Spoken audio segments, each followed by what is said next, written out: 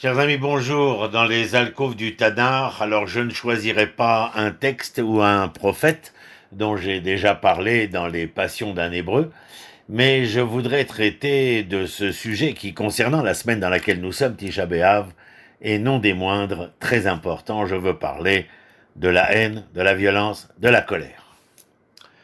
Derrière la violence envers autrui, qu'y a-t-il? Il y a l'impatience d'un désir supportant mal les adversités. Si jamais l'on vient s'interposer entre moi et mon ambition, une contrariété et l'envie me viennent de détruire, de forcer le passage. La violence sur l'autre contient une impatience parce qu'elle participe du caractère prédateur du désir. Elle est intimement liée à la frustration de ce dernier. Le plus célèbre des commentateurs bibliques, Rashi, de Troyes, préfère lui se fonder sur la lecture explicite des versets suivants. Voyez-vous, on fait quand même un peu de Tanakh dans le texte.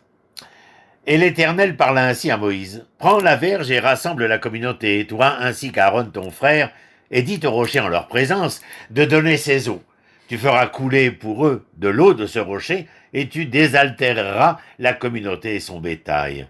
Moïse prit la verge devant l'Éternel, comme il lui avait demandé. Puis Moïse et Aaron réunirent l'assemblée devant ce rocher et leur dit « Or écoutez, ô rebelles, est-ce que de devant ce rocher nous pourrions faire sortir de l'eau pour vous ?» Et Moïse leva la main et il frappa le rocher de son bâton par 2 fois. Il en sortit de l'eau en abondance et la communauté et ses bêtes en burent. Rachi précise alors que Dieu avait ordonné de parler au rocher, non de le frapper.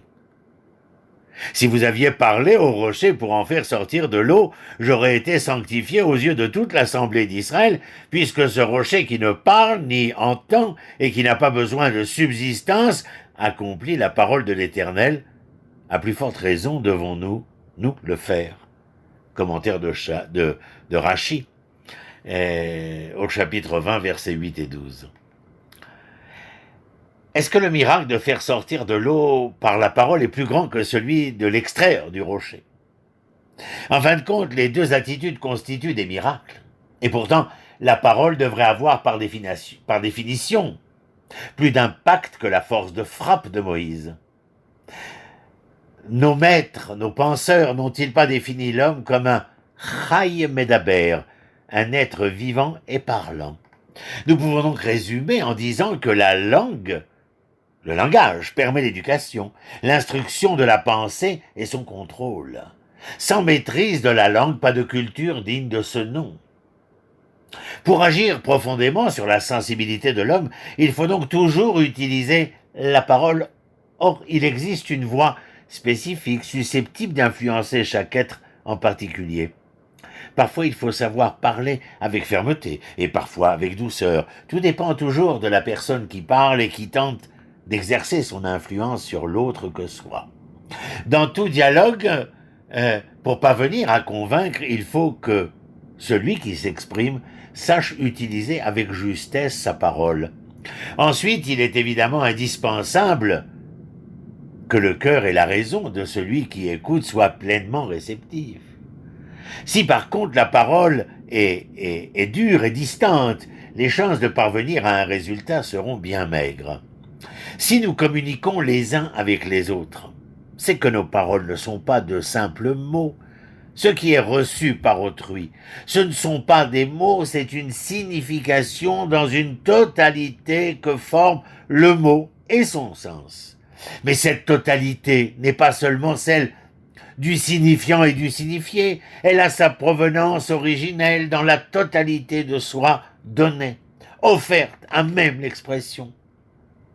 Le mot peut être répété et enregistré par un magnétophone comme un simple son. Mais le magnétophone ne comprend pas, il n'appréhende pas la signification, il n'est pas sensible au sens, à la vibration d'une voix, à sa chaleur et à ce qu'exprime une présence à travers les mots. Il faut, mes amis, une intelligence pour constituer le signe et lui donner un sens. Il faut une conscience sensible pour appréhender une présence. C'est la présence qui est intelligente et qui se communique par les mots. Pour donner plus amplitude à sa colère. Moshe martèle le rocher à 2 reprises. C'est là l'origine de sa faute et la source de sa gravité ayant entraîné sa punition. En tant que chef incontesté du peuple d'Israël, Moshe se doit d'être le modèle même de tous les hauts responsables de ce peuple à travers toutes les générations.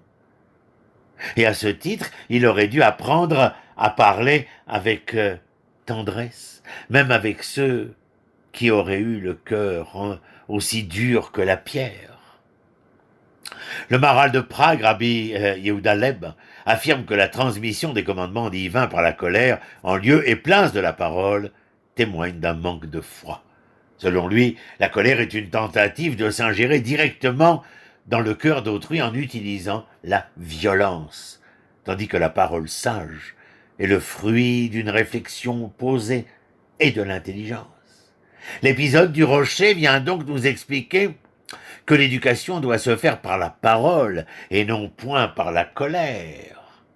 La conduite de l'homme doit être dictée par la transmission de la connaissance et de la sagesse, depuis le ou les chefs spirituels reconnus de tous, envers le peuple lui-même. Évidemment, parfois, les structures de l'ordre social appellent l'utilisation d'instruments de pression et de coercition. Par exemple, face à un voleur, il n'est pas suffisant d'utiliser la persuasion pour l'obliger à restituer l'objet de son délit. Il faut aussi le traîner devant la justice afin que cette dernière prononce une sentence à son égard. De même, nous concevons aisément que la société ait besoin de juges, de policiers, pour veiller au respect de la loi. Toutefois, ce n'est pas uniquement d'eux que dépend la conduite de notre société. Car, mes amis, l'essence de la stabilité de toute communauté humaine et donc d'une nation, repose avant tout sur, comme je le disais, la parole. Le Rav Kook, d'honneur et mémoire, écrit à ce propos qu'il ne faut pas utiliser la violence, même envers un rocher muet. En fait, le profond secret de l'épisode de la frappe du rocher nous révèle, selon lui, que Moshe, l'esprit le plus géant de l'humanité, l'âme la plus limpide qui ait jamais existé, a cependant échoué. L'espace d'un instant en voulant mettre en valeur une tendance qu'il appelle quelque peu individualiste. Et cette pulsion, si infime fut-elle, au cœur de la personnalité du plus grand des prophètes même, eh bien, l'a entraîné à frapper le rocher au lieu de lui parler. Ce paraître soudain de l'individualisme a en même temps neutralisé sa parole et entraîné un acte de violence muet. La dualité entre moi, l'autre, se structure sous la forme d'un conflit, généralement. Ce qui est fondé sur le terrain de l'unité, c'est la possibilité d'une reconnaissance mutuelle, d'une entente, d'un respect mutuel qui est entre nos mains. En brisant la relation, la violence détruit ce qui rend possible une communication. La violence est cette impatience, mes chers, dans le rapport avec autrui, qui désespère d'avoir raison et choisit le moyen le plus court pour forcer l'adhésion, entendez bien. Mais à ce titre, le violent se retrouve seul avec sa violence. La violence le renferme sur lui-même et le coupe des autres. Mais en même temps, la violence se retourne contre nous-mêmes. Elle est destruction de soi. Les anciens savaient déjà que la colère est une courte folie. On dit justement que celui qui est livré à la colère est hors de lui. C'est seulement quand on est détendu que l'on est soi-même. La colère est une émotion qui aliène le sujet. Elle est une folie. Il y a certes une différence entre le brusque accès de colère qui retombe assez vite et vous laisse honteux de vous être laissé emporter, et la haine qui entretient le ressentiment, nourrit dans la pensée l'intention de nuire. Mais le fait même de laisser la violence s'emparer de soi, c'est aussi se perdre soi-même. Que la colère soit déjà une folie, cela se montre dans le déchaînement qui s'empare du corps. La violence, dirait-on, suppose un échappement au contrôle. L'explosion émotive se libère en déchaînement paroxystique. Cris, gesticulations, qui atteste l'échec de toutes les disciplines personnelles. Le violent devient incapable de se contenir et recherche dans sa propre frénésie une sorte d'apaisement. Dans son célèbre ouvrage Messilat Yesharim, le sentier de la rectitude, Rabbi Moshe Chaim Luzzatto, d'honorée mémoire, surnommé le Ramchal, énumère au 11e chapitre 5 niveaux différents de colère qui sont en fait des degrés de purification progressive.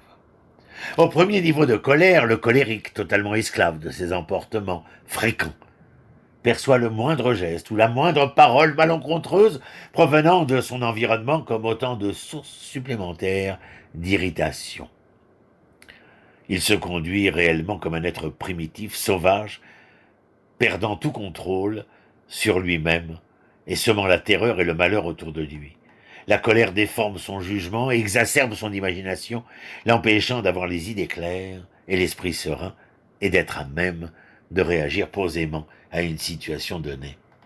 L'homme doit pouvoir faire appel aux remèdes de qualité dont l'Éternel l'a gratifié. L'intelligence, la réflexion, la raison, le jugement moral, faire intervenir des sentiments de compassion et d'amour envers son prochain. Le moraliste latin Sénèque s'est penché sur le problème de la colère dans un ouvrage précisément intitulé en latin « De ira », de la colère, dans lequel il la définit comme une folie passagère puisque la raison qui est le propre de l'homme sensé est estompée durant les crises. Le Ramchal fait état d'un second type de colère. Cette fois, l'homme parvient à se maîtriser, ne laisse pas éclater sa colère à chaque fois qu'il existe une opposition à sa volonté ou à sa propre vision des choses. Il peut en effet exister des événements difficiles, voire même douloureux, que l'homme est tout de même prêt à accepter. Si l'événement est mineur, il lui sera bien sûr plus aisé de se maîtriser. En revanche, si le cas est d'importance à ses yeux, il entrera dans une vive colère. Troisième catégorie chez Ramchal, l'être est parvenu à établir une règle du jeu entre colère et raison. Les dégâts causés à autrui par ses excès de colère sont rares et bénins.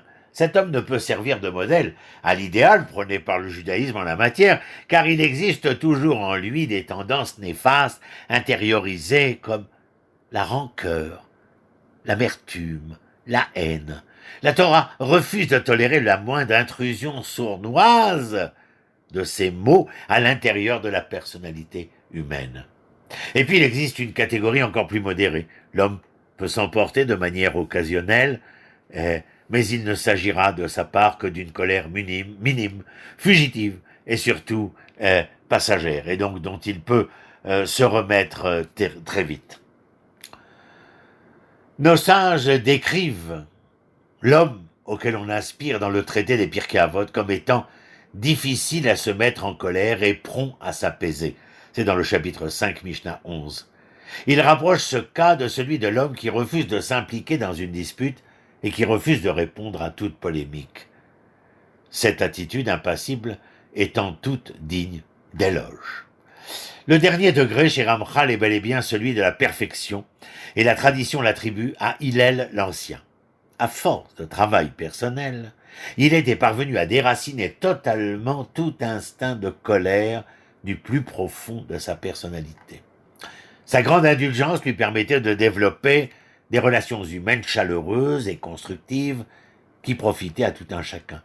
Il affirmait que la tolérance et le respect d'autrui étaient des atouts moraux de qualité considérable, ayant le pouvoir de rapprocher des valeurs du judaïsme les êtres les plus égarés. Voilà pour cette semaine de Tisha B'Av. En espérant vous retrouver tous en bonne santé la semaine prochaine. Shalom, Leitraot.